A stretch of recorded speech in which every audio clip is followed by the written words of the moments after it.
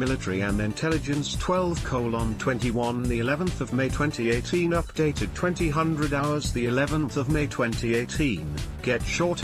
There's been much speculation circulating in the media around the possibility of Russia supplying its S-300 surface-to-air missile systems to Syria after the latter was attacked by three Western nations, the United States, France and the United Kingdom, in response to an alleged use of chemical weapons by government forces in the city of Douma. Russia is neither supplying S-300 surface-to-air missile systems to Syria, nor negotiating a potential delivery to Damascus.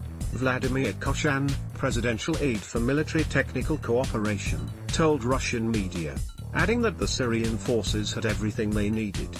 Kremlin spokesman Dmitry Peskov declined to comment. Mr.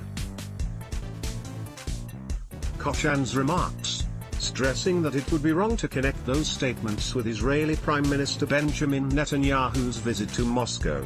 We never announced these deliveries as such.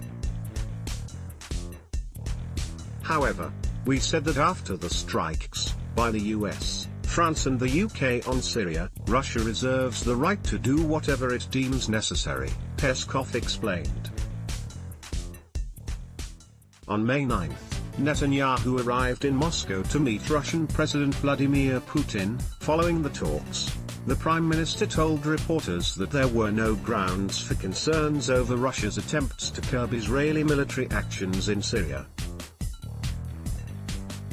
Previously, Israeli officials had expressed concerns over the potential supply of Russian S-300s to Syria, with Defense Minister Avigdor Lieberman threatening to destroy the systems if Damascus used them against Tel Aviv.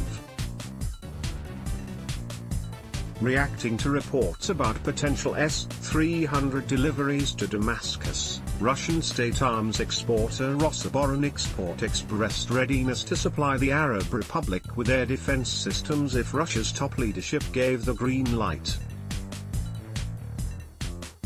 Read more: Israel wants to prevent Russian S-300 supplies to Syria. Ex-defense minister in late April, Syrian ambassador to Russia Riyad Haddad told reporters that S-300 systems had been delivered to the war-ravaged country a month ago. His words, however, were denied by a Russian military and diplomatic source.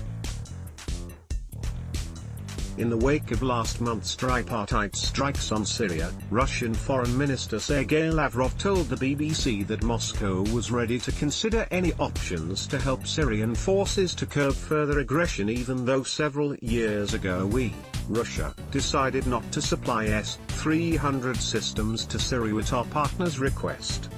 Later, the minister specified that President Vladimir Putin had discussed the issue of S-300 supplies to the Arab Republic with the Defense Ministry. However, the decisions have yet to be determined.